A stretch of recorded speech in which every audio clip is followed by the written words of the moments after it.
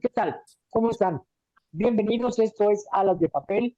Yo soy su servidor, Juan Manuel Damián, y los dejo en compañía de mi compañero Jesús Yáñez Orozco para que nos presente el programa de hoy y también presente a nuestros invitados. Adelante, Jesús. Pues volamos en estas alas de papel y como dicen en el teatro, comenzamos. La endemoniada mano de Dios, Maradona y el narcobalón nacional, la Barbie, narco mexicano, fue dueño de un equipo de fútbol. Desde Argentina, Peso Pluma, incordia a la afición al Tri, ya diremos de qué trata. Pese a la CONADE, la esgrima mexicana sí estará en Juegos Olímpicos. Y el respeto al toro ajeno es la paz, vuelven las corridas a la Plaza México. Y autodefinido el rey, Canelo dice que peleará con quien se le pegue la gana. Y diremos que pelotero de Grandes Ligas firmó un convenio histórico, $700 millones durante 10 años. Esta es la propuesta para estas salas de papel, amigos, invitándolos a que nos acompañen a volar una hora más o menos. Y saludo y agradezco la presentación a Juan Manuel Damián. Igual doy la bienvenida a Joffrey Recoder, que nos suele acompañar y es un apasionado y conocedor del deporte. Nos complementamos con los conocimientos que él vierte a lo largo de las emisiones. Y también hoy nos acompaña Edgar Mendoza, colega con pues 35, por ahí cerca de 40 años haciendo periodismo deportivo. Bienvenidos a ambos dos. Muchas gracias, en verdad es un gusto estar aquí contigo, Juan Manuel, contigo, Jesús, y bueno, qué decir el día de hoy con Edgar Mendoza, en verdad un gran placer, estamos aquí. No, y bueno, de mi parte igualmente el placer es mío poder compartir con un viejo compañero de batallas, aunque Jesús más metido siempre al fútbol, yo era un poquito guerrero de todo. Adelante. Y bueno, al final de cuentas, poder pues platicar, charlar, interesantísimos los temas que manejas, ¿eh? Vamos a arrancarnos. ¿Con qué quieres empezar, Jesús? Si quieren, dejamos el tema del narco aquí, es como ustedes lo consideren. Me parece que es un tema sumamente delicado. A lo largo de la historia, calculo que hay unos 15, 20 casos del narco en México. Digo, a mí me mueve de manera personal. No sé si haya sido el primero, pero fui uno de los primeros reporteros que dio fe, que reporteó, que documentó el tema del narco en México por allá de mediados de 1993, 1994. Es un tema muy sensible, sumamente delicado. Si quieren, ese lo dejamos para después. Si quieren, le entramos al toro, ¿cómo ven? Me encanta, me encanta. Me parece perfecto. Aquí le toca. El punto medular, para más o menos establecer de qué vamos a hablar, es que un juez prohibió la realización de las corridas de toros en la Ciudad de México, instado por un grupo de personas que están a favor de la vida de los animales, y tomando una determinación que le pareció injusta a gran parte de la gente que está en la fiesta brava.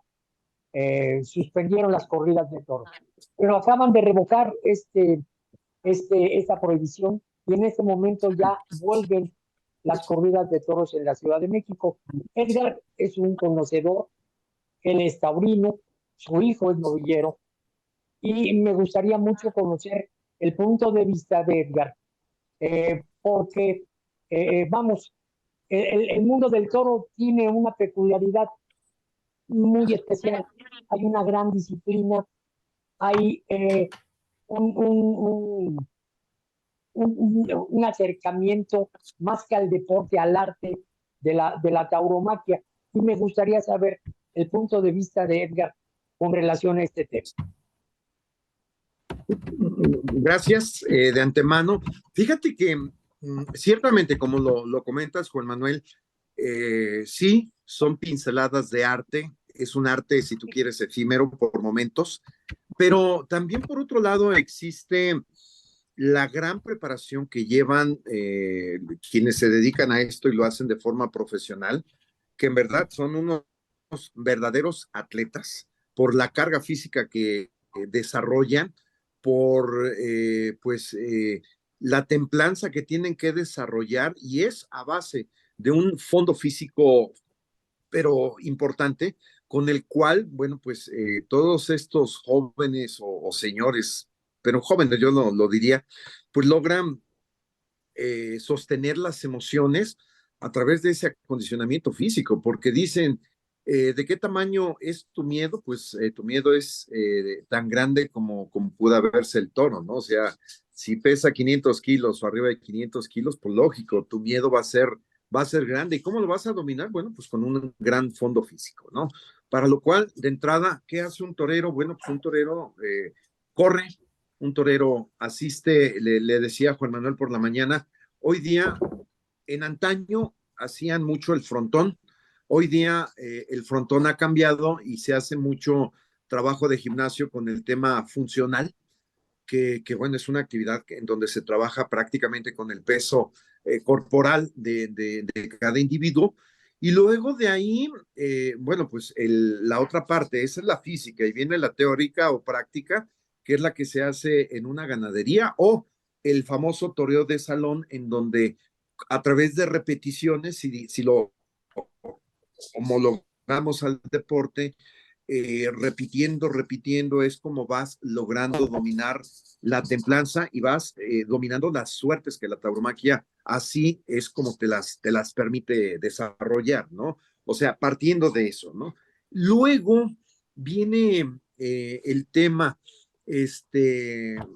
como decía Juan también, es arte, es cultura, ¿qué es? Bueno, reitero, es un arte efímero por lo que pasa en instantes y que muchas veces esos pequeños o grandes instantes quedan reflejados en primera instancia en un olé, o sea, el olé conforme va la faena calentándose es ole, ole, hasta que llega un punto que el olé es seco y es tan seco que de verdad es ensordecedor. Por ejemplo, en una plaza tan grande como la México, como Guadalajara, como Monterrey, como Tijuana, que está precisamente, ahora sí que donde inicia México o donde termina México, o una plaza como la de Yucatán, que está pues ahora sí que de esquina a esquina, ¿no? Esos, digamos, son los antecedentes de lo que va creando el ambiente dentro del espectáculo protagonista. Para que pueda haber toreo, tiene que haber toro. Para que haya emoción, debe de haber la percepción del miedo, del peligro, esa sensación de que sientes que el toro le puede hacer daño al que lo está toreando, ¿no? Entonces son esos puntos muy interesantes que al final, por supuesto, implican, la tauromaquia tiene un rincón como cualquier disciplina deportiva, tiene cualquier cantidad de aspectos técnicos que quien los domina toreando, pues los va desarrollando. O sea, el fundamental, los toques. Tú ves cuando, si ponen un día atención, vean, cuando tiene el capote, lo que hacen es esto. Este movimiento así hace que haya una onda y al final, en la parte de abajo de un capote, esto hace este golpe, así. Entonces, eso motiva al toro, ¿para qué? Para que embista. Y entonces, una vez que embiste y lo embarca, porque lo embarcas a la distancia y lo vas llevando hasta que pasa al otro extremo. Y el toro ahí es donde pasa y da vuelta y vuelve a acomodarse y regresa. Cuando un toro va teniendo esa movilidad, lógico, pues empieza con esas repeticiones y empieza esa sensación de transmisión. Con la muleta es lo mismo, el toque es fundamental porque básicamente, así como ven mi mano que le estoy haciendo, figura que aquí tengo la muleta, ay, no tengo, bueno, aquí, mira, vamos a figurar que este es el palillo de la muleta lo sujetas con 3 dedos, con este lo sujetas acá, y cuando traes ya el ayudado, que es una espada simulada, pues queda esto así, de tal manera que el torero, a ver, aquí, ahí está, más o menos es lo que va haciendo esto. ¿Y cuál es el fundamental, el movimiento fundamental? Uno, así, que es como les explicaba con el capote, o el otro, que es un toque a lo mejor un poquito más tenue, menos violento. Puede ser esto, hacia arriba, levantar la muñeca. ¿Y qué haces con esto? Con esto provocas que el movimiento de la muleta vaya hacia la parte de afuera, la bamba con la esquina de la muleta. Entonces, digamos, por eso dicen, ¿qué muñecas tiene este hombre para torear? Porque son muñecas. Hacer estos movimientos, hacer esto, es lo que va encelando, va enamorando al toro con el engaño, ¿no? Estamos en el programa Alas de Papel y participamos en esta emisión yo, Ferré Coder, Jesús Yáñez Orozco, Edgar Mendoza y un servidor, Juan Manuel Damián. ¿Fue justo que suspendieran las corridas, Edgar? ¿Es injusto? ¿Qué piensas? Mira, me parece injusto desde el punto de vista, se arman dos vertientes. Una, la primera, porque al final la industria del toro es una industria grandísima, así como hay fabricantes que dan de comer o fabrican alimento para gatos, para perros, o embolsan semillas o hacen concentrados para aves. En el toro, pues está el que siembra la alfalfa, el que utiliza la hoja del maíz para hacer también pacas, el que siembra trigo, sorgo, el que la transporta, el que vende los compuestos químicos, es decir, medicamentos, los veterinarios, los que viven alrededor de la fiesta como mulilleros, acomodadores, banderilleros, que son los mozos, que tienen una función, no están de adorno, tienen ellos una función que hacer dentro del ruedo. En fin, o sea, alrededor del toro te podría decir que habría el equivalente a unos 15 a 20 círculos, pongamos el toro en medio, y alrededor de se va haciendo un círculo que va conectando a cada parte de esa industria que gira alrededor de un animal que ciertamente pues ha sido preservado en su bravura para eso, para la lidia, ¿no? Entonces, ciertamente, pues de ahí ya empieza a derivar, es que puede ser una barbarie, es que el toro sufre, es que no se vale lo que le hacen al toro, es que se desangra, y bueno, se han hecho una serie de estudios muy interesantes a lo largo de los años, en donde de entrada la proporción de sangre que llega a perder un toro va en función del peso. Es decir, si un toro en promedio pesara, vamos a decir, 500 kilos, el toro pues llega a perder ¿qué te gusta? 30% de la sangre. O sea, realmente si comparas su volumen, que aproximadamente es de, ¿qué te gusta? Sobre 35 litros de sangre y tú sacas esa proporción, pues en realidad viene siendo entre 7, 8 a lo mejor litros de sangre, que no es nada. O sea, si eso lo homologamos a lo que un ser humano tenemos, que en promedio son casi 4 litros, a lo mejor un poquito más quienes sean más sangrones, la realidad es que un ser humano se desangra y adiós, ¿no? Se va. Y el toro, ahora sí que como tal, tiene esa fortaleza física proporcionalmente respaldada por el grado de bravura, que es lo que al final de cuentas preserva el que es criador de un toro de lidia. O sea, tú dices, yo quiero torear una vaquilla, un becerro, y llegas a una ganadería y les dices, oye, te quiero comprar un animal, y te van a decir, te vendo la bravura, que es lo que vale en este caso para el ganadero.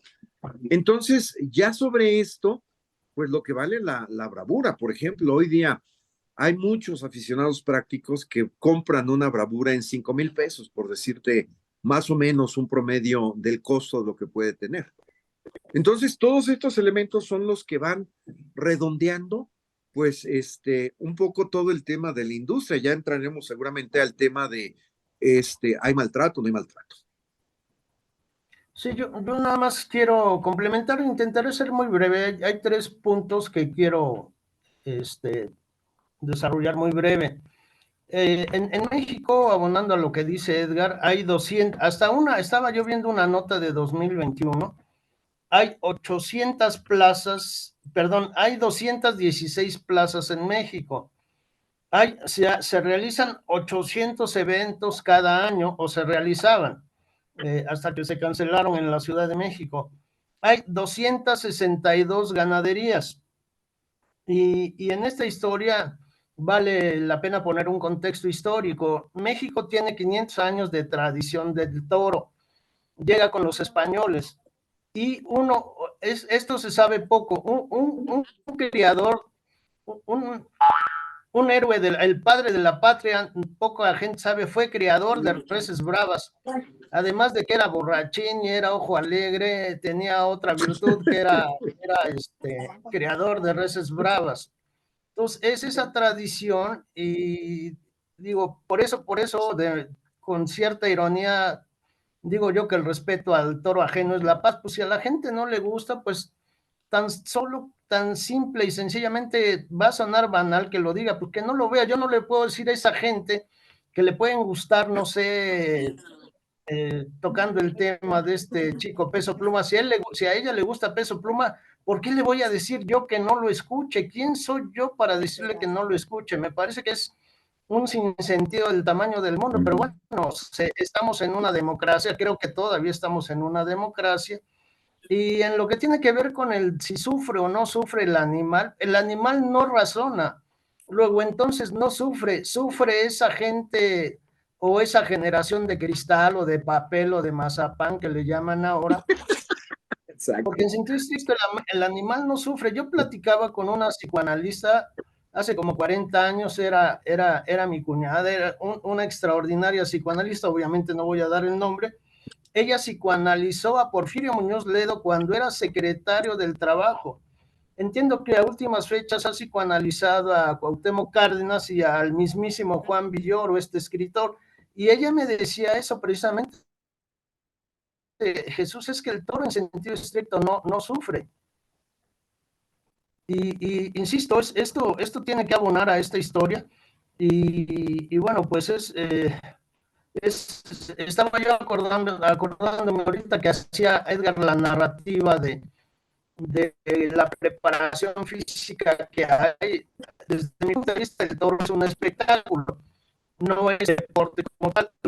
Los toreros sí tienen que tener una extraordinaria preparación física, y recuerdo este hombre, David Silvetti, un extraordinario torero que acaba suicidándose.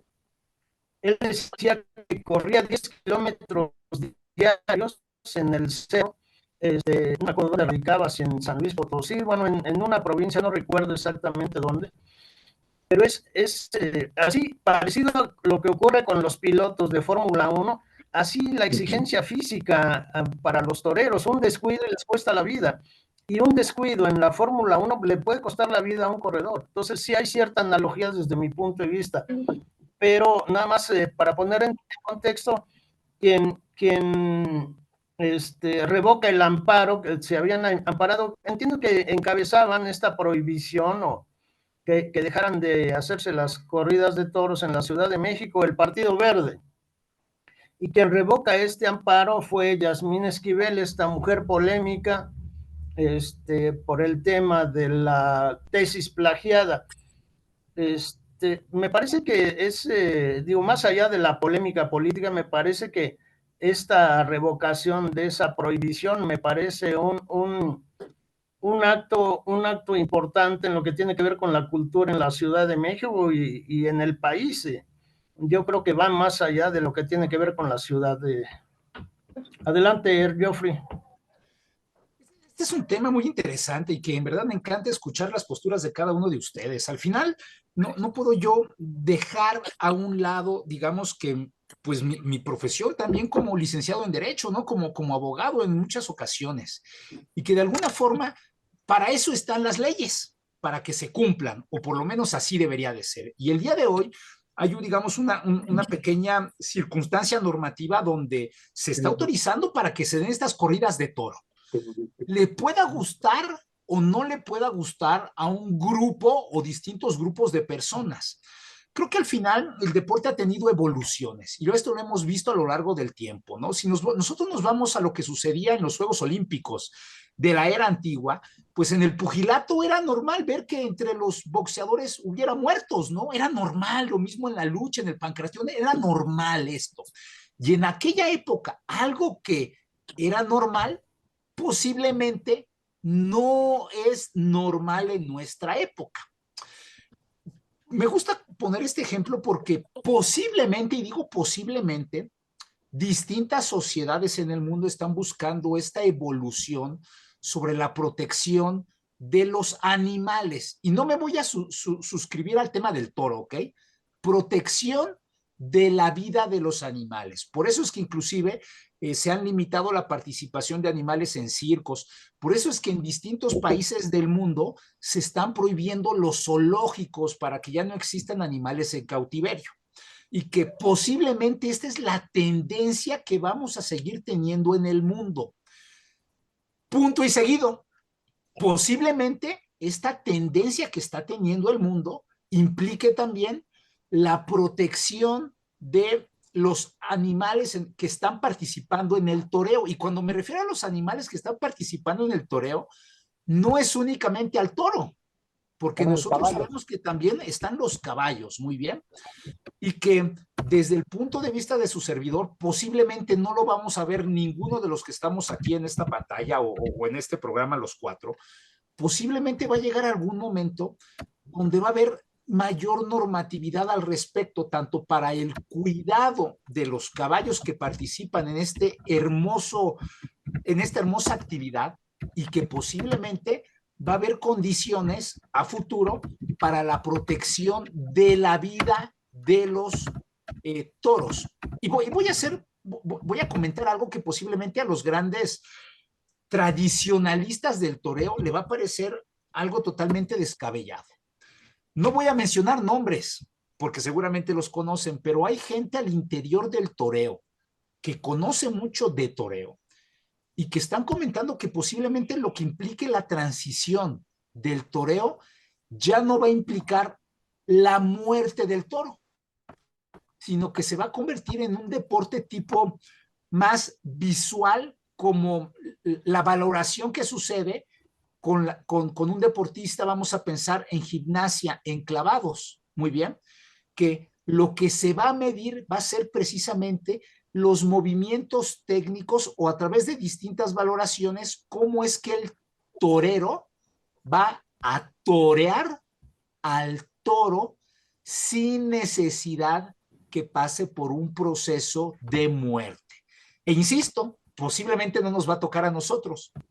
Posiblemente puede llegar a existir una gran presión social, no únicamente en México, sino en distintos países en el mundo donde se sigue teniendo como práctica esta hermosa arte, y que tal vez en un futuro se va a tener que llegar a tomar una decisión. Y me refiero a la decisión importante sobre que desaparezca por completo, como ya sucedió en otros estados, o que tenga que mutar. ¿Mutar cómo? ¿Quién sabe? Nosotros tal vez no lo vamos a ver. Hay algún lugar, en Francia ya no se mata al toro, o hay lugares en Francia en donde no se mata al toro, pero se lleva a cabo una corrida completa. Yo platico hoy en la mañana con Edgar, y es justo lo que quería yo comentar, la actitud que tienen los taurinos con relación al toro, el respeto que le tienen al animal. Y le hice una pregunta, tu hijo está toreando ahorita, su hijo es novillero, dije, tu hijo está toreando, y me dijo que se había tomado un año sabático. Le pregunté por qué, y me gustaría que me diera la respuesta en el programa, porque me parece muy interesante y que identifica perfectamente de lo que estamos hablando. Adelante, Edgar. Gracias, Juan. Nada más, si me permites precisar un par de puntos a lo que comenta Joffrey.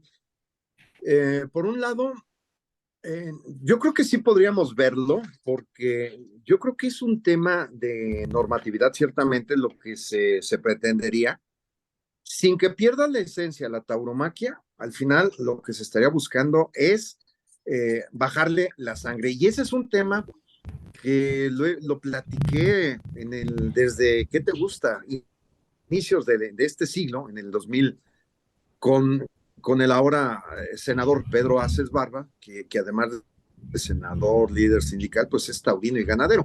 Es un tema que lo platicábamos una y otra, e incluso por ahí de 2008 se hicieron festejos en Las Vegas, Nevada, en el Hotel South Point, en donde se llevó el espectáculo de la fiesta de los toros de forma incruenta. Se anunciaba el cartel y decía no bloodless, ¿no? O sea, sin sangre. Y empezó a despertar, no fue fácil, fue caminando. Y si me preguntan cómo funciona, cómo lidia un toro, es increíble, porque el toro, además de no sufrir el desgaste por el sangrado, de alguna forma embiste y embiste y embiste, y esto genera No ¿qué? para. Mayor capacidad física para quien lo torea.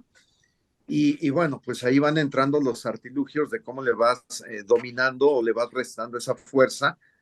Pues lo lógico haces que envista más abajo, y lógico, pues el animal es un ser viviente y se va cansando, ¿no? Entonces, ese es un punto. O sea, ¿a qué voy? El toro embiste con mucha fuerza y se puede. El tema, pues, las lagunas jurídicas que existen, pues vaya, esto es lo que también ha generado que la magistrada Piña, pues tomara la determinación. Esto no ha parado porque sigue, como Joffrey comenta, va a seguir un procedimiento legal, pero de entrada ya le dieron la vuelta. Quien promovió este amparo, que no recuerdo el nombre, una disculpa, era un taurino y dijo, no, ya no me gusta el toro. Y empezó a hacer ahí su artilugio jurídico y finalmente dijo, y me tocó escuchar un debate que hubo con él y una chica que habla de temas jurídicos muy interesante. Y dijo, mira, sabemos que ahorita le ganamos esta batalla, pero al final la contienda, pues sabemos que nos la van a ganar, porque no es fácil, pero por lo pronto esto nos va a generar que les detengamos 2 o hasta 3 años. Bueno, afortunadamente fue poco más de año y medio que vino o que prevaleció esta circunstancia de prohibición, ¿no? Eso por un lado. Y por el otro, lo que te comentaba por la mañana, que aquí en casa nos los platicó José María, mi hijo, es que, bueno, aparte de que el mundo del toro es un mundo en donde domina pues prácticamente la fuerza del más poderoso, es decir, las casas grandes como EMSA que dominan y hacen lo que quieren, pues ellos tienen a sus toreros y bueno, bajo ese aspecto, ellos van a hacer de sus toreros lo que quieran. Entonces, para poder entrar, o estás o no estás, o eres su amigo o eres su enemigo. Y lamentablemente así es el tema del toro. ¿Y qué pasó aquí en casa? Bueno, pues se han venido dando desde hace algunos años un problema de salud. Y bueno, quieras o no, a José María esto le fue horadando la cabeza, le fue lastimando los pensamientos, la concentración, no el espíritu ahí está. Y dijo, ¿sabes qué? Este año no toreó donde tenía que estar para arrancar con la fuerza suficiente, le costó estar fuera de un serial que inició el año en la Plaza Arroyo, porque originalmente era en Texcoco, estaba anunciado en Texcoco, y de Texcoco pues en teoría parecía que el cartel llegaba acá, pero hubo cambios y lo dejaron fuera. Y luego, un año atrás, es decir, el año pasado, está en la feria, previo a la feria de San Marcos en Aguascalientes, gran actuación, ciertamente dicen que las orejas son como los goles, con eso se gana, genera el pinchazo, pero da la vuelta al ruedo con mucha fuerza, el grito de torero, torero, la gente de pie ovacionándolo, y bueno, deja una sensación y un sabor. Hay vueltas que tienen un peso muy significativo, esta fue una de esas, ¿Y qué pasó? Pues no pasó nada porque no lo dejaron regresar este año. Y entonces ante esa situación, quieras o no, eres de carne y hueso, piensas y te desmoralizas y fue lo que pasó. Pero también luego llegó la otra reflexión, que es la que le comentaba a Juan Manuel. ¿Sabes qué? Me estoy dando un tiempo porque en mi cabeza hay cosas que no están, creo, funcionando bien. Estoy saliéndole al toro sin el mayor respeto y el toro me merece un respeto. Y bajo ese aspecto paró, ha estado ya entrenando, ahí anda trabajando y a cierto nivel como el que José María ha desarrollado, pues ya requieres de un apoderado, de un hombre que vele por los intereses de el torero o el representado para poder entonces ir a distintas plazas y no andar mendigando de puerta en puerta, que te den la oportunidad. El toreo, desafortunadamente, ha existido, pero en los últimos, no sé, 15 años seguramente, pues termina hasta denigrándose, porque hay toreros que pagan por torear, hay toreros que dicen yo llevo mi toro y tú me das, y entonces, por citarte algo, todavía yo creo que hasta los años, inicios de los 80s, hasta la primera mitad de los 80s, hubo novilleros que ganaban su dinero, buen dinero, o sea, un caso de esos, pues fue Jorge de Jesús el Gleason, Manolo Mejía, Ernesto Belmont, Valente Arellano, que llegaron a retacar la Plaza México en hasta 3 ocasiones de manera importante. Entonces, ¿qué pasa? Se va perdiendo todo eso y desafortunadamente, pues hoy quienes se esfuerzan, quienes luchan, quienes tienen la capacidad de poderle a un animal con 4 patas y 2 pitones, pues hay veces que si no están en el agrado, en el gusto de la empresa, pues por más bueno que sea, o si no traes el respaldo atrás de ti, ni te pena. Y es muy triste. Quizá el último fue el Pana, ¿no, Edgar? El Pana, bueno, el Pana, hijo, es un caso extraordinario porque de torero tocó una y otra y otra y otra la Plaza México hasta que un día se le avienta al capitán. El capitán es un hijo del calecero, torero aguascalentense, y hubo un toro llamado Pelotero. Y José Antonio Ramírez, el capitán, pues lo estaba toreando, pero nomás le pegaba pases, no lo había logrado todavía descubrir, se brinca el Pana y lo descubre al toro, le pega un par de tandas y luego ya se lo lleva la policía. Y de ahí el Pana como que resurge, o sea, llama la atención, la gente dice, en ese hombre hay un torero y el Pana, pues posteriormente recibe la posibilidad. Pero así como tuvo triunfos, hijo, yo recuerdo un jueves, tuvo una tarde donde se le fueron vivos 3 toros. Y bueno, esa era la figura que ahora ya es leyenda de Rodolfo Rodríguez el Pana, hasta que ya como matador de toros, pues llegó aquel 6 o 7 de enero y pues hace 20 años el Pana resurgió del infierno y se fue a la gloria. ¿Y por qué digo esta frase? Fue una frase que él mismo dijo, él de tener graves problemas de alcohol, pues andaba perdido, se brinda la oportunidad cuando él dice, con esta tarde yo me despido, ¿y qué sucede? Aparece este toro de la ganadería de Garfias, y el resultado es Rey Mago, se llamaba el toro, y Rey Mago, un toro extraordinario, y en manos de un torero con el oficio del Pana, en verdad, aquella tarde fue una tarde épica, quienes la vivimos, yo lo recuerdo, yo tuve sensaciones muy curiosas, me gusta tomar fotografía, y tengo ahí mi archivo de fotografías, y yo tomaba fotos, y oías ese olé ensordecedor, pero también pasó algo muy curioso. A mí me fue generando una emoción que me empezaron a rodar las lágrimas. Dije, ¿qué pasó? ¿Y qué pasó? Y de repente me separo del lente y veo a la gente llorando. O sea, no era yo, era lo que transmitía desde adentro, toro y torero, hasta el tendido. Esas son por las grandes sensaciones que te llega a dar precisamente una situación de esas, ¿no? Dentro del toro, me acuerdo y me emociona. Sí, yo cierro diciendo que ya nada más el tema del arte si es arte o no. A mí me parece que el toro sí es arte, más allá de lo que se ve en el ruedo, porque ha inspirado literatura, ha inspirado cine, ha inspirado escultura también, pintores se han inspirado en el toro. Hay ópera, esa ópera clásica de Bizet, Carmen, donde cantan la de Toreador, o sea, sí hay una historia que va más allá del ruedo y por eso precisamente es entrañable todo lo que tiene que ver con los toros. Y bueno, yo nada más cierro con eso y si quieren ya nos vamos rapidísimo con los otros temas porque ya nos comimos un buen rato. Es un tema apasionantísimo pero si quieren ya nos vamos rapidísimo con los ¿Sabes qué, que Jesús? Si nos quieres, quedan.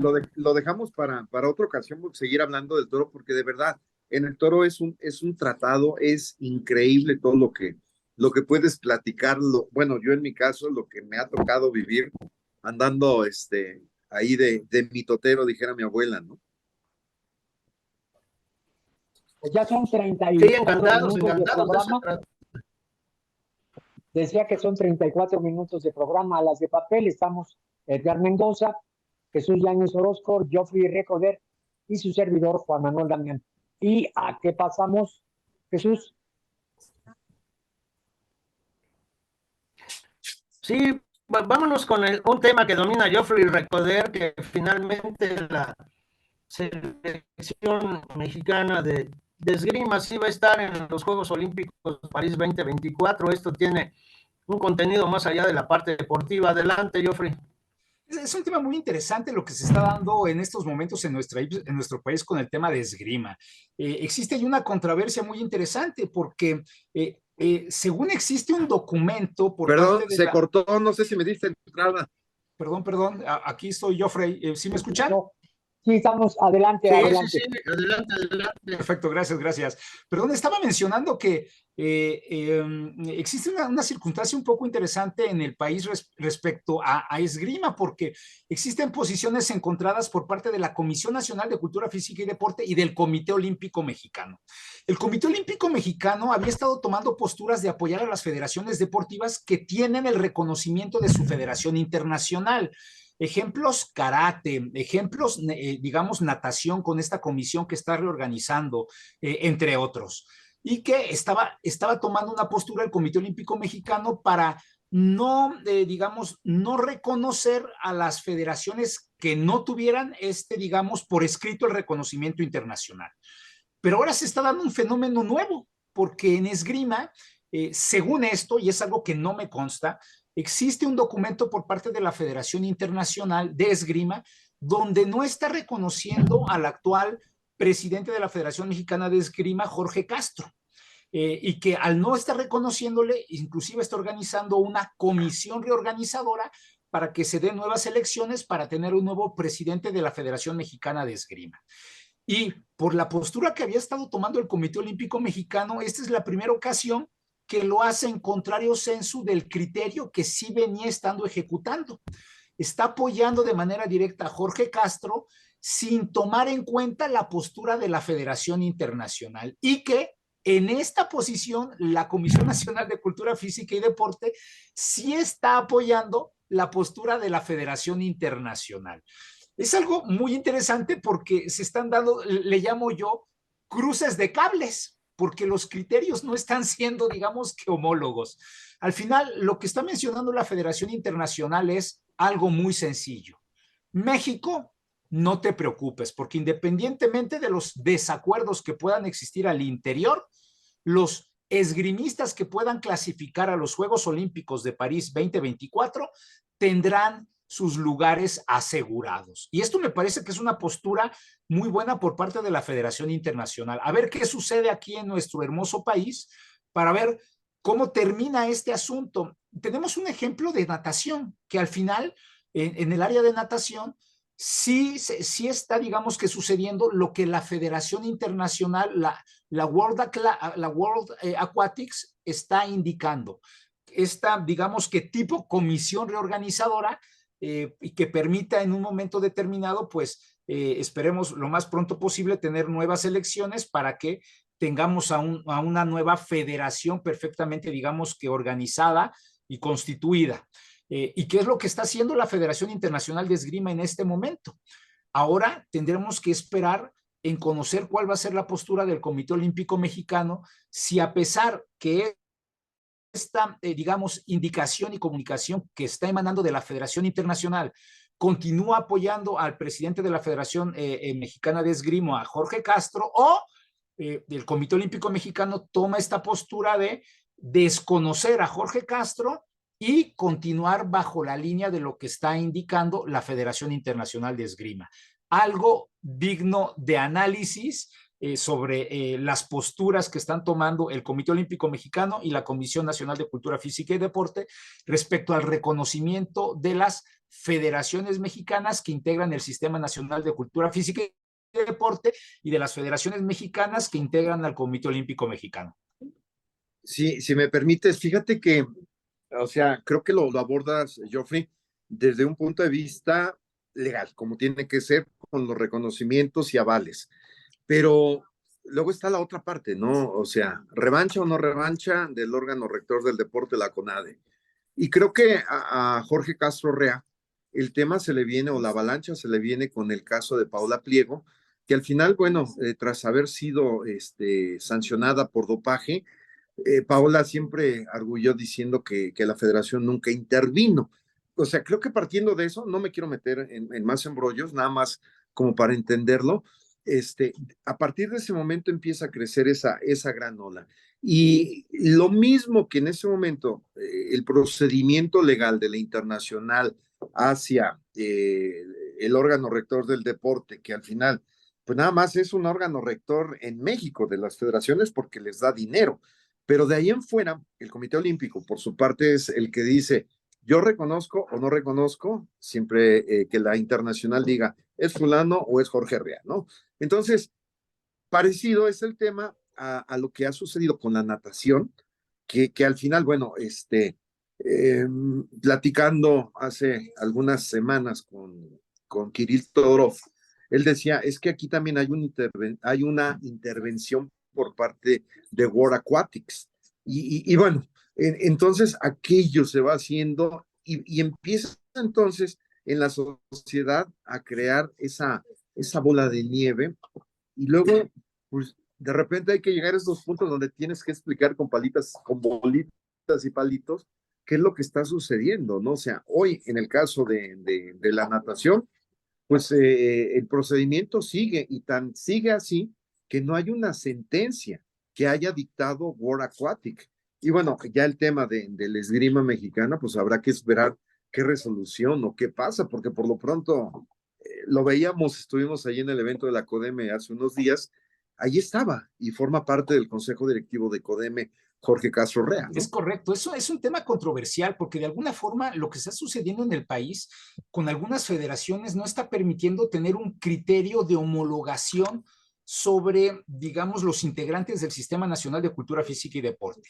Ejemplos, ciclismo, está sucediendo un fenómeno similar. Existe una federación que está reconociendo la CONADE y otra federación que está reconociendo el Comité Olímpico Mexicano. Frontón, una federación que está reconociendo la CONADE y otra federación que está reconociendo el Comité Olímpico Mexicano. Karate, una federación que reconoce la CONADE y otra federación que reconoce el Comité Olímpico Mexicano, o en este caso, no tanto la CONADE, sino inclusive la Confederación Deportiva Mexicana. Y hoy se está presentando un nuevo caso vamos a pensar con esgrima. Tenemos otros ejemplos, por ejemplo, baloncesto, lo mismo, la ADEMEVA que tiene la representación inclusive para las competencias internacionales y la FMB que tiene el reconocimiento de la Confederación Deportiva Mexicana.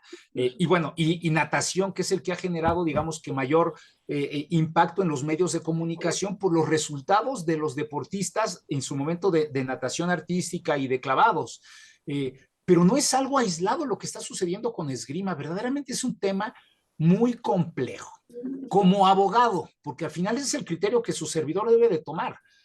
Desde el punto de vista de su servidor, las controversias no deberían de existir porque al final existe una línea de organización deportiva internacional y que esta línea de organización deportiva internacional va en el sentido que las federaciones deportivas nacionales deben de tener un reconocimiento formal por escrito de su Federación Deportiva Internacional. Si no existe este reconocimiento formal por escrito de la Federación Deportiva Internacional, no debería de existir un reconocimiento formal en el país, no únicamente en México, sino en las mismas circunstancias en todos los países en este hermoso mundo. Pero ese es el criterio normativo. Existe otro criterio porque puede existir intervencionismo, como lo acabas de mencionar, Edgar, porque puede existir intervencionismo por parte de la CONADE para que pueda quedar una persona al frente de una federación, porque puede existir intervencionismo por parte del Comité Olímpico Mexicano para que exista otra persona al frente de una federación. Puede existir intervencionismo por parte de la CODEME, aunque no forma el día de hoy, digamos que formalmente integrado en el Sistema Nacional de Cultura Física y Deporte.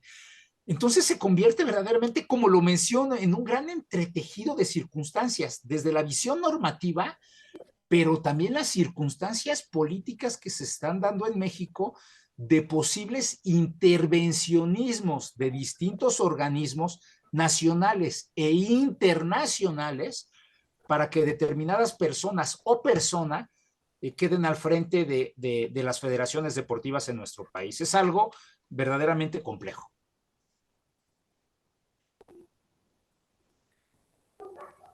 Ya estamos en Sí, aquí intentando entender el porqué.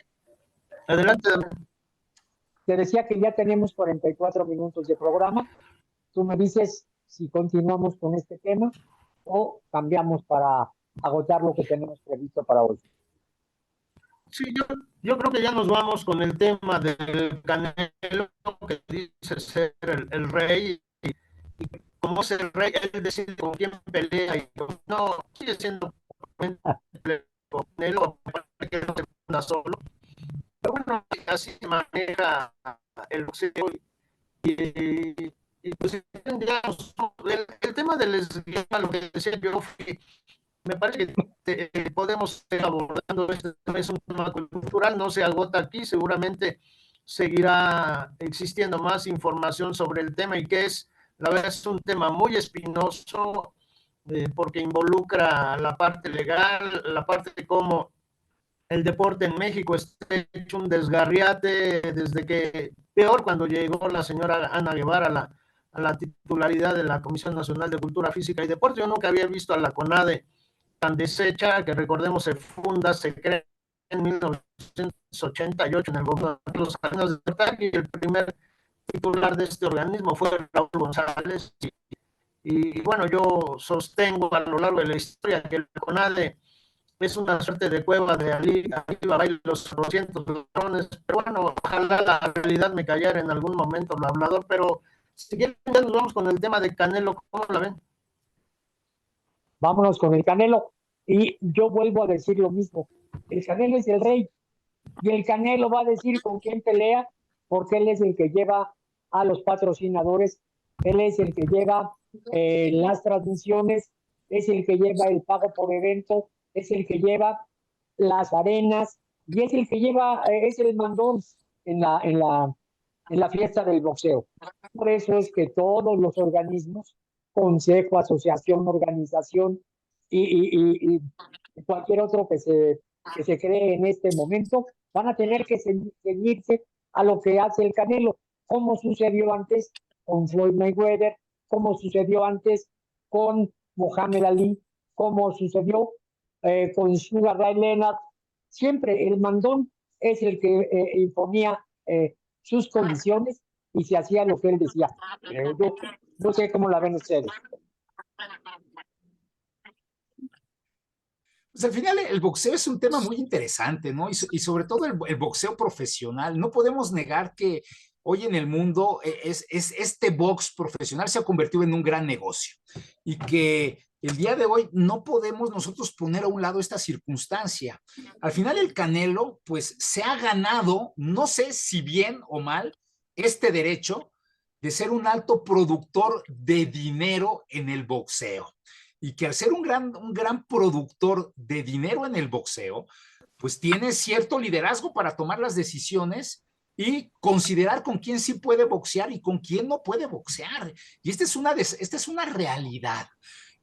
No estamos hoy en el mundo, en el boxeo que posiblemente nos encantaba a nosotros hace 20, 30, 40 o 50 años, ¿no? Donde efectivamente los que contendían por los campeonatos del mundo eran los mejores. Y eso no lo podemos poner en tela de juicio.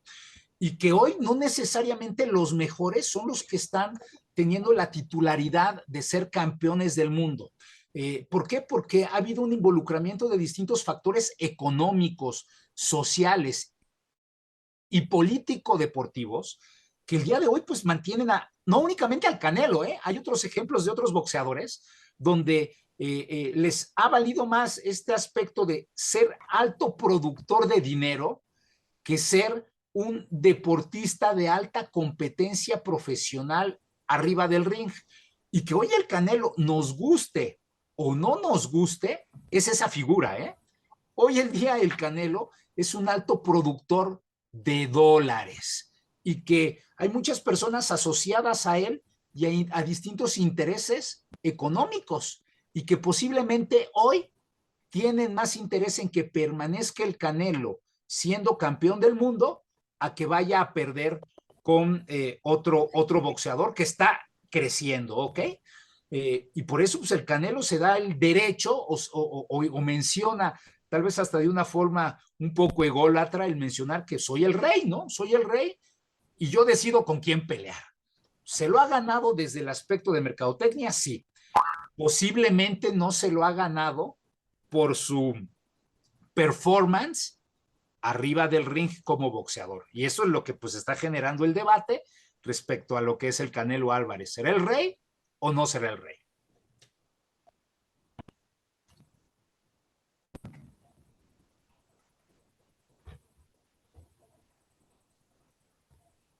Yo creo que sí.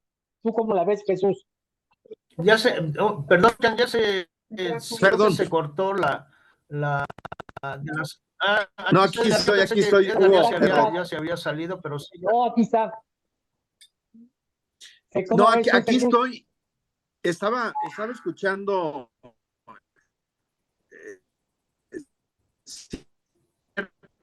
exactamente como lo dicen, y nada más haciendo como que una pequeña homologación por un lado, y por el otro, dentro del espectáculo, el que convoca a la gente es el que manda. Prueba de ello que en el Toro lo fue Manolo Martínez, que hacía y deshacía. Tan fue así que hicieron hasta un toro casi a modo, a las características de Manolo Martínez. Con eso quiero comparar. Manolo Telones.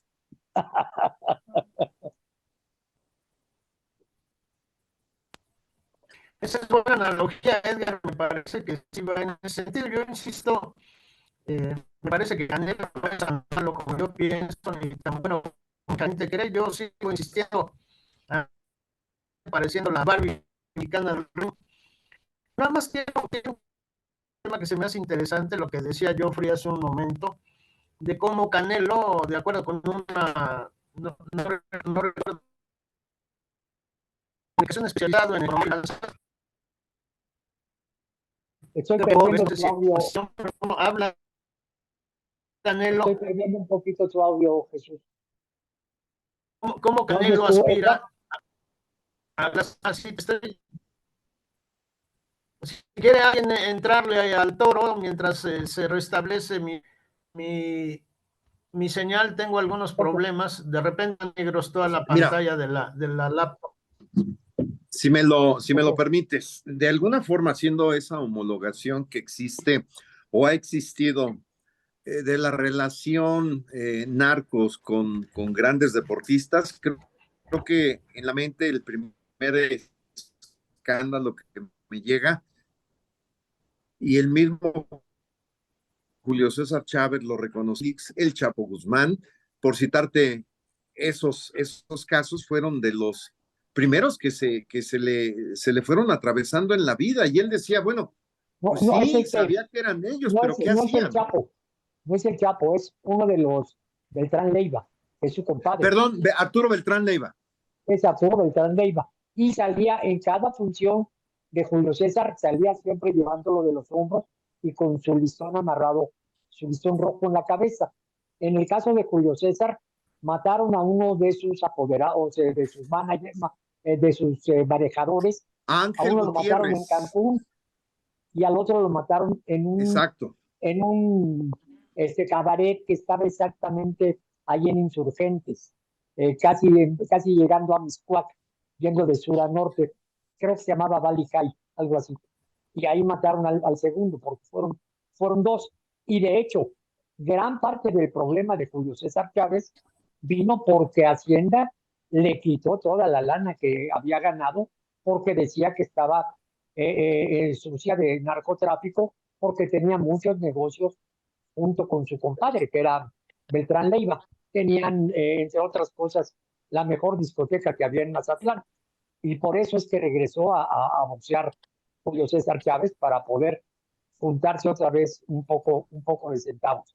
Eh, eh, es complicado porque, por ejemplo, establecer que en este momento equipos de fútbol pertenecen al narcotráfico es muy arriesgado.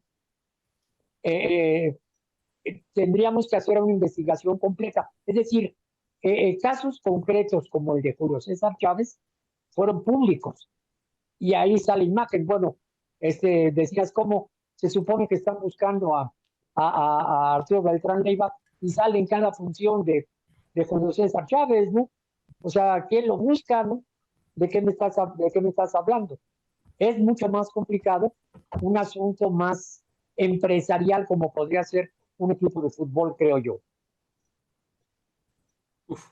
El tema en realidad... Sí, definitivamente. Yo creo que ahí el tópico es interesante. Y nada más para recordar, ¿quién fue Ángel Gutiérrez? Ese caso lo tengo muy presente, me tocó seguirlo muy de cerca. Fue el primer apoderado que llevó la carrera de Julio César Chávez.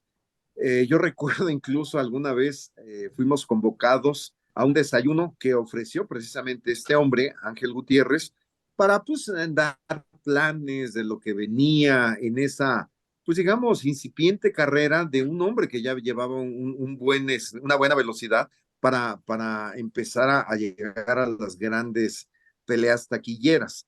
Y bueno, ya el tiempo te vas enterando que Ángel Gutiérrez pues traficaba diamantes. Y te voy a platicar una anécdota. Esta me la contó el propio Ignacio Beristain, un gran manager de box, que de box sabe y de cosas de la vida también.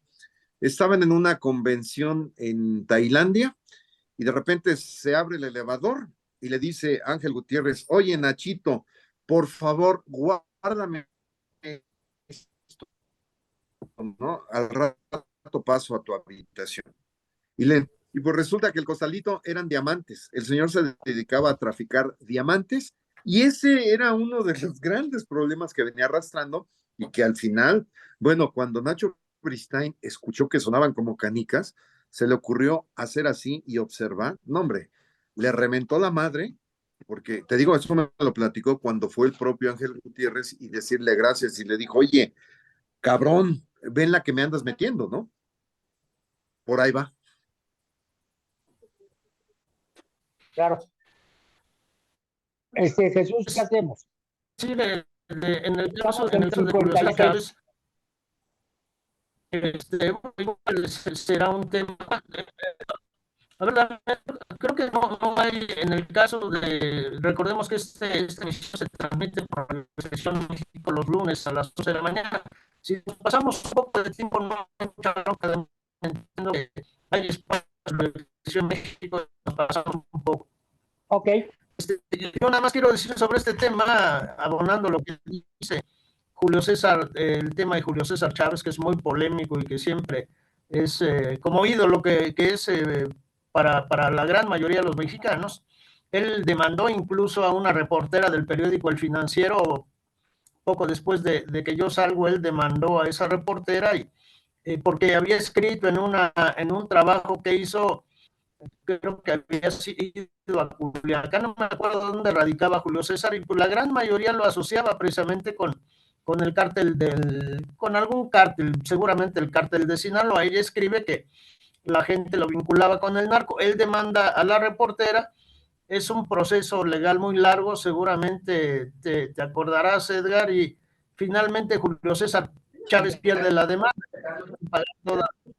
todo lo que tenía que ver con ese tema legal.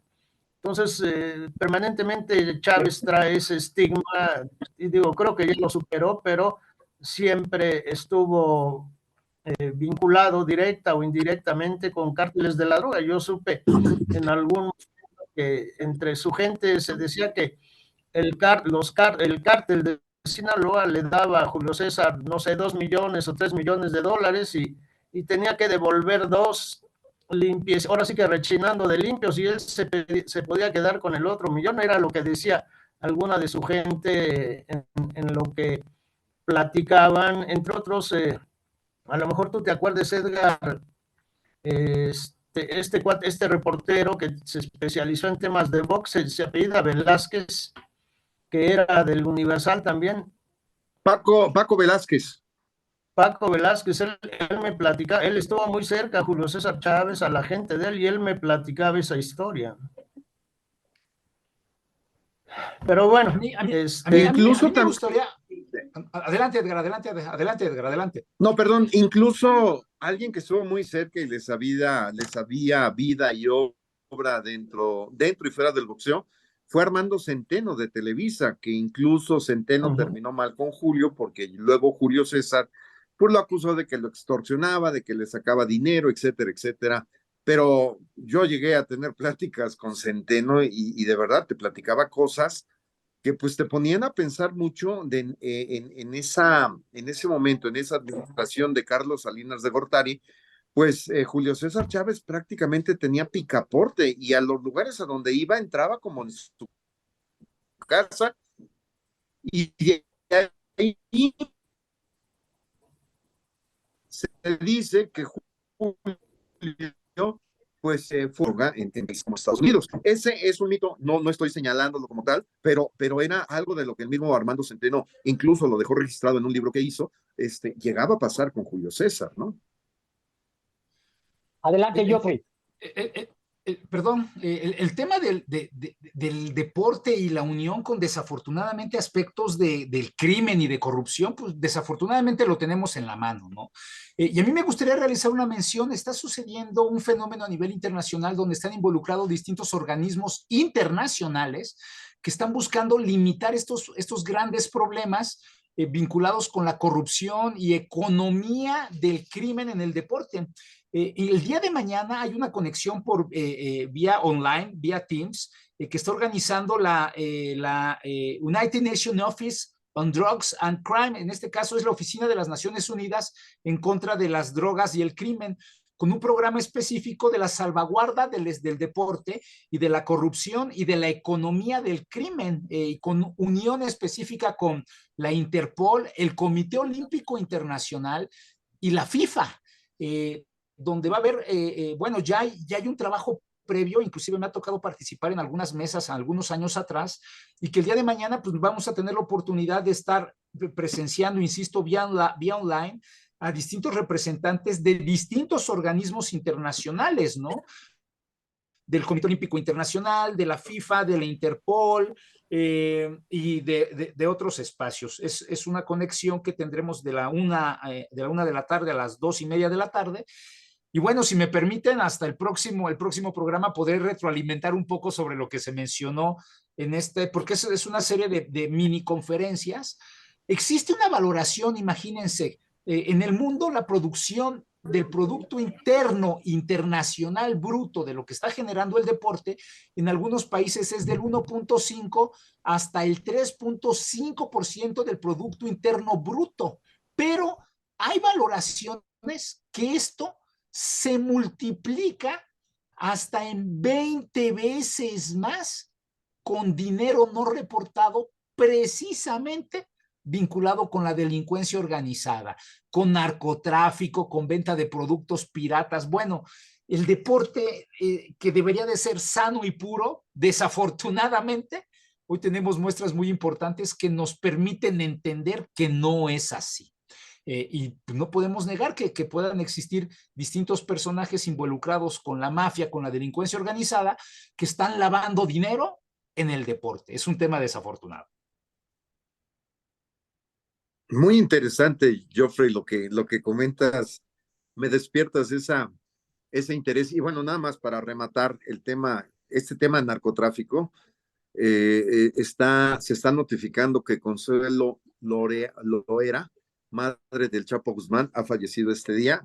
Digo, la vida es así. Qué barbaridad. ¿Qué seguimos, Jesús? Y nos queda pendiente lo de Shohei Ohtani, que consiguió un contrato de $700 millones por 10 años con los Dodgers de Los Ángeles. La verdad es el contrato más alto que ha recibido un deportista en todo el mundo. Es verdaderamente impresionante. Sí, nos vamos rapidísimo con el tema de Ohtani, que y está impresionante. Y una de las cosas que me gustaría comentar curiosamente es que finalmente se pudo dar con los Dodgers por una situación, por lo que le pasó a Julio Urias, porque él iba a ser jugador franquicia de Los Ángeles con un sueldo impresionantemente alto, pero por las dos acusaciones que tiene de acoso y que lo eliminaron del béisbol profesional, le dejó la puerta abierta a Ohtani para convertirse en el pelotero mejor pagado en la historia del béisbol. Y nuevamente es un japonés. Ya lo había hecho los Dodgers antes con Hideo, al que trajeron también como una de las grandes estrellas en el béisbol. Él era pitcher. Ohtani va a estar trabajando como bateador durante 2024 porque recientemente fue operado del codo y no va a poder no va a poder lanzar hasta 2025. Y es considerado una de las grandes joyas del béisbol, comparado con Baby Ruth, aunque Baby Ruth fue durante 2 años una gran maravilla como pitcher y como bateador de largo. Ohtani ya lleva 3 años siendo el mejor. Así que vamos a ver qué pasa con este cuate que va a romperla de verdad en los estadios del béisbol profesional. Es algo increíble lo que está sucediendo en el béisbol en este momento en Estados Unidos, porque además, si se están atreviendo... Adelante, Jesús, adelante, José, adelante, Jesús.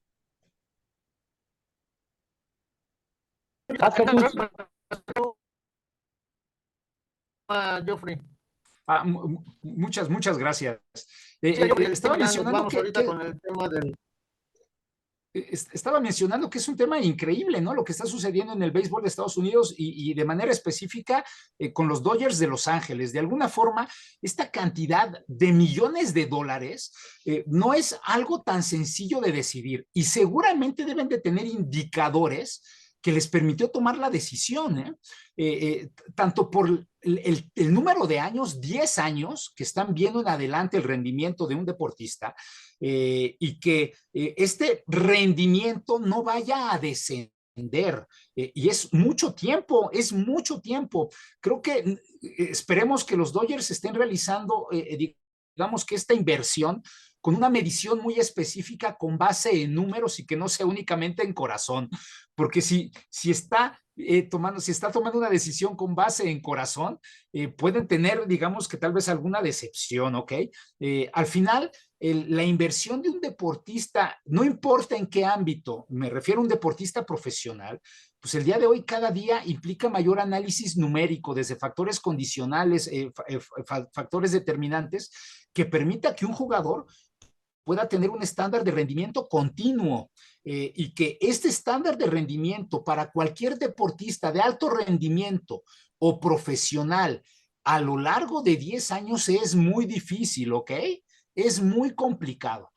Ojalá y no les salga contraproducente en un futuro próximo esta decisión que está tomando los Dodgers de Los Ángeles, porque seguramente debe haber firmado un contrato muy claro sobre las circunstancias a futuro sobre este interesante jugador. Y le deseamos lo mejor, ¿no? Y sobre todo, seguramente deben de estar esperando un retorno de inversión en estos 10 años, por mínimo, por más de 1,400 millones de dólares, ¿eh? Mínimo, mínimo el doble, se los puedo asegurar. Y de verdad, Debe ¿quién ser diría, un- no? Los Dodgers de Los Ángeles siempre han tenido una gran preferencia por jugadores japoneses. Estaba viendo aquí ahorita que se hablaba del tema, peloteros como Ishiro Matsui, Tanaka Yotani, Hideo Nomo, pues fueron esas claves que le abrieron la puerta a más jugadores pues del Japón. Y prueba de ello, sin duda, Hideo Nomo es el que se encargó de decir la calidad la tiene el jugador japonés, como Fernando Valenzuela lo hizo en su momento con el béisbol mexicano.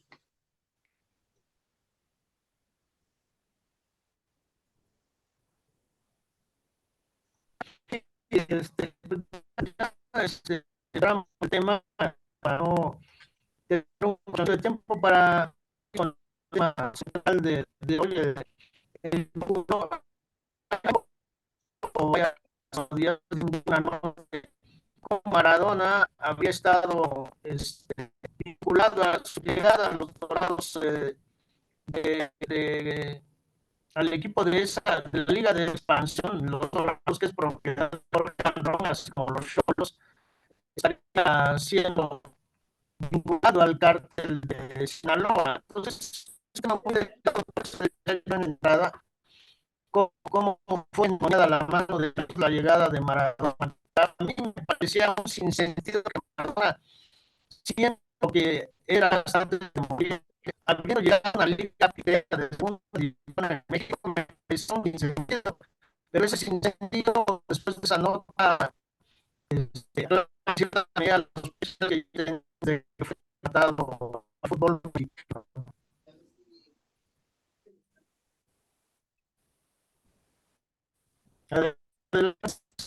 Casi no te escucho, Jesús, pero tú lo estabas escuchando, Edgar. Sí, también tuve problemas con Jesús, Adelante. casi se perdía mucho, pero Sí, es que estaba hablando del tema no te Maradona, escuchaba ¿no? yo. Y la Sí, participación. pero no te pude escuchar. Estaba yo tratando de avisar, pero no creo que no me estabas escuchando tampoco. ¿Podría repetir, Jesús?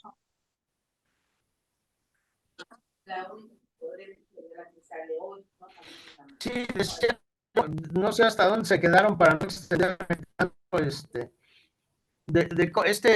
esta nota la difunde hace 4 días el portal Infobae, cuando horas antes sobre Maradona los vínculos que según este portal pudo haber tenido con el cártel de Sinaloa, su llegada habría sido gracias a la gestión y al poder económico del cártel de Sinaloa.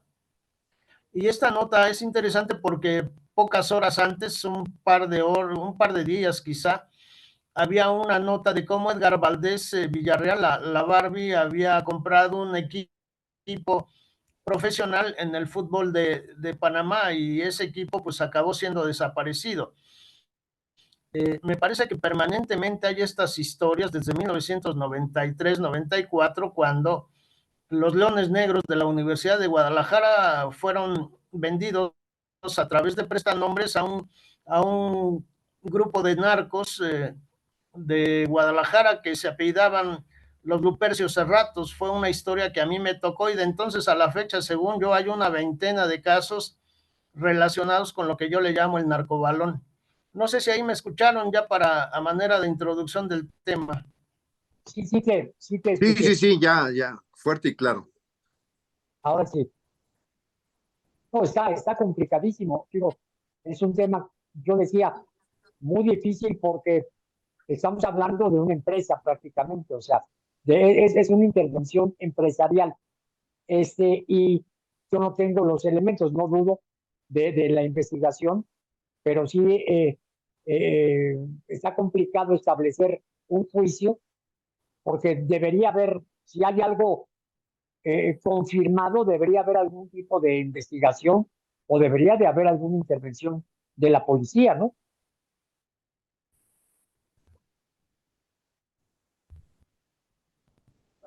Pues yo creo aquí, Juan Manuel, más allá de las investigaciones que siempre las han habido, la intervención incluso de la misma Agencia Federal de De la DEA. Investigaciones, el Buró, la DEA, el FBI, pues el resultado es que muchas veces, ay Dios santo, pareciera ser que son males necesarios, perdón por la expresión, pero a sabiendas de que suceden tantas cosas, pues nos damos cuenta que ahí están y como que los gobiernos ven y no ven, ¿no?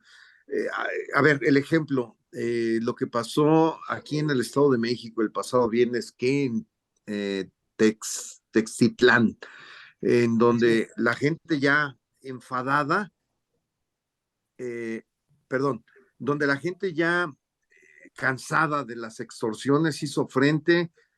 Se hablan de 4 campesinos muertos, 8 de los sicarios también. Y bueno, la gente impartió justicia. Eso ya llega, creo, al extremo, ¿no? Y lo mismo sucedió en Michoacán con las famosas defensorías sociales, ¿no? Que estuvieron comandadas por, ay, se me fue su nombre, pero recientemente falleció, y el doctor Mireles, ¿no? Adelante, Jesús.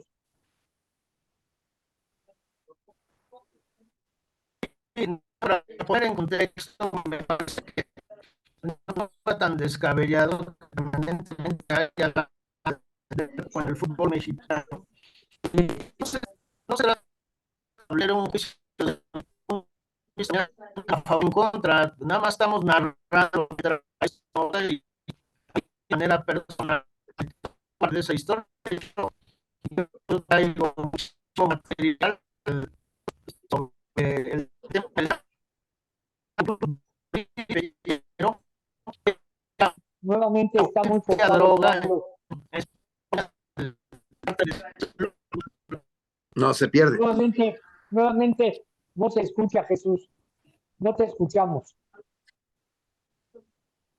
Bueno, Juan, si me permites, nada más no, para hacer una acotación.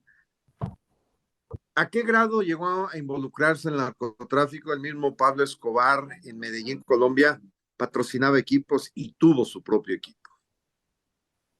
Sí, por supuesto. Bueno, mandó a hacer su propia cárcel, vamos. ¿Qué más? Sí, totalmente. ¿Qué opinas, Geoffrey?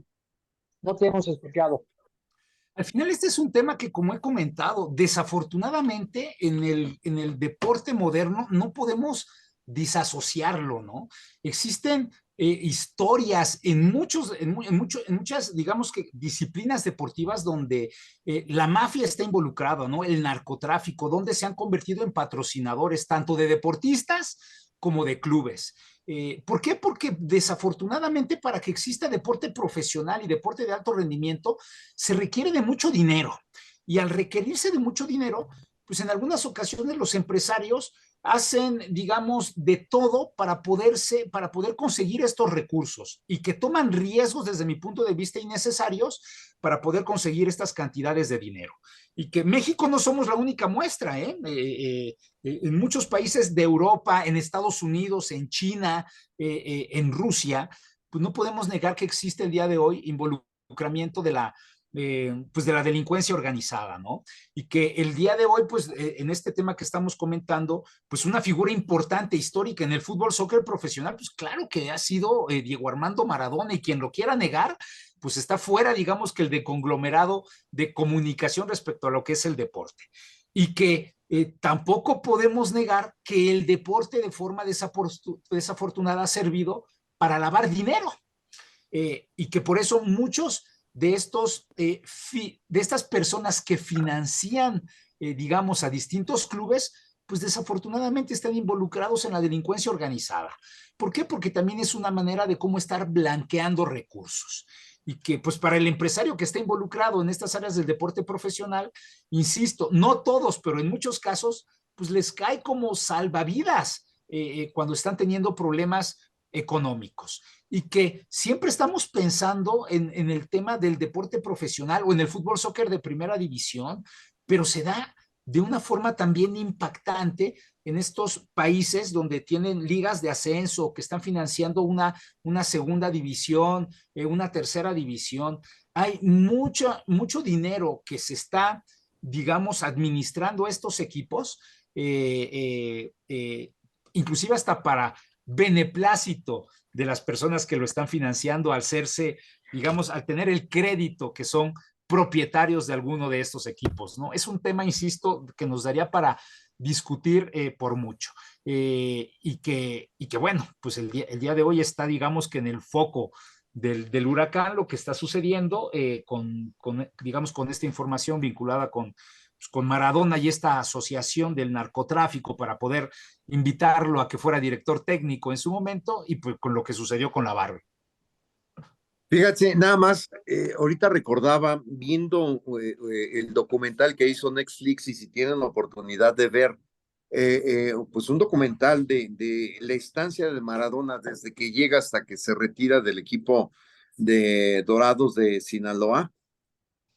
Él mismo responde cuando le hacen ese cuestionamiento en relación a si efectivamente él venía convencido de que venía a trabajar y a dirigir, a sabiendas de que estaba en la tierra donde el consumo, donde la cocaína era traficada precisamente de Sinaloa a todo el mundo. Y él dice, yo sabía de la situación y las debilidades a las que me podía enfrentar, pero al final de cuentas para mí este trabajo me daba esa oportunidad de salir a mostrarle al mundo que la voluntad de Diego Armando Maradona quedaba patente y a trabajar, ¿no? Entonces, que muy interesante el tema, porque si vamos asociando en ese documental declaraciones que el mismo Maradona pues realizó en vida, que son temas de verdad muy, pero muy interesantes.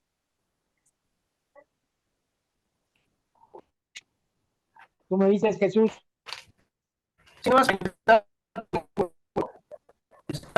Sí, ya para ir cerrando, ya nada más dos cosas muy breves. El Pentágono hace un par de años establecía que entre 30 y 35% del territorio nacional estaba en manos de cárteles de la droga. Poquito después, esto hace como un año, el periódico El Universal en su portada decía que el 81% del territorio nacional estaba en manos de delincuencia organizada. Recordemos que México tiene alrededor de 2 millones de kilómetros cuadrados y estos porcentajes pues sí son de llamar la atención. Nada más eso para poner esto. Y quiero referirme, citar un de este texto del portal Infobae que dice literalmente en testigos a Tirso Martínez, alias el futbolista, ex dueño de varios equipos de primera y segunda división del fútbol mexicano. Obviamente todavía no se creaba la liga de expansión, entre ellos Irapuato, La Piedad, y los Gallos Blancos de Querétaro. Sí es, insisto, sí es sumamente de... Les decía yo, creo que no se escuchaba, una de las historias que retomé hace algún tiempo, había un jugador español de apellido Caminero, creo que él jugó con el no sé si el Atlético de Madrid o el Real Madrid. Él era distribuidor en España de cocaína, de droga, del cártel de Sinaloa. De ese tamaño es, o sea, la verdad, y un poquito intentar entender si hay tanta laxitud en torno al fútbol, es porque el fútbol es un opio efectivo, a lo mejor es más efectivo que el opio que representa la fe, como lo planteaba, si mal no recuerdo, Carlos Marx. Me parece que el fútbol a nivel global es un opio efectivísimo y más a nivel de lo que somos como mexicanos. Y pues yo creo que es un tema que va a seguir dando de qué hablar y me parece que el narco en el fútbol mexicano no se va a acabar. Bien lo decía. Coincido contigo, mi querido Jesús.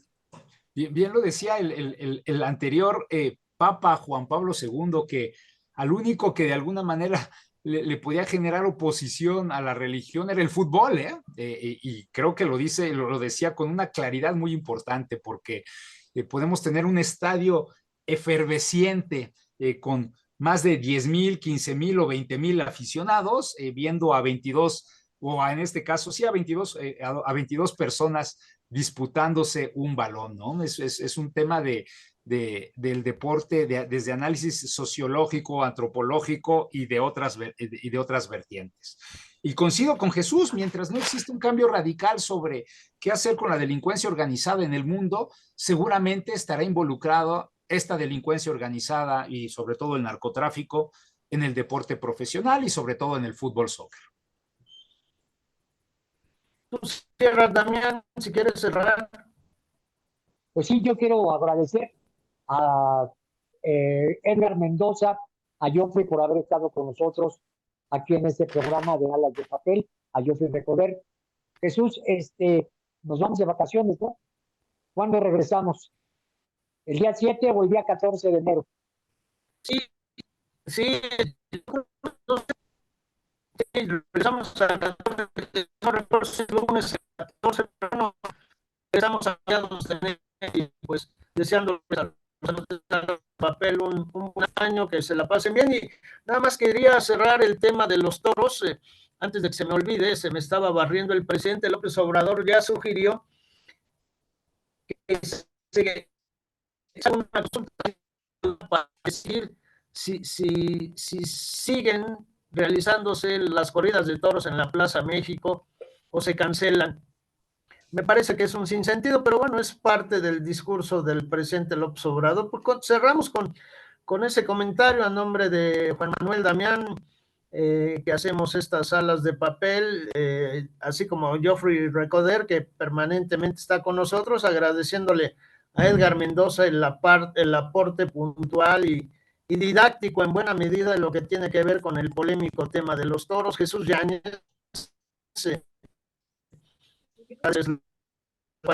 y nos estamos escuchando en estas salas de papel. Volemos en estas salas de papel a mediados de la un año para todos. Hasta la próxima. Buenas noches, mañana.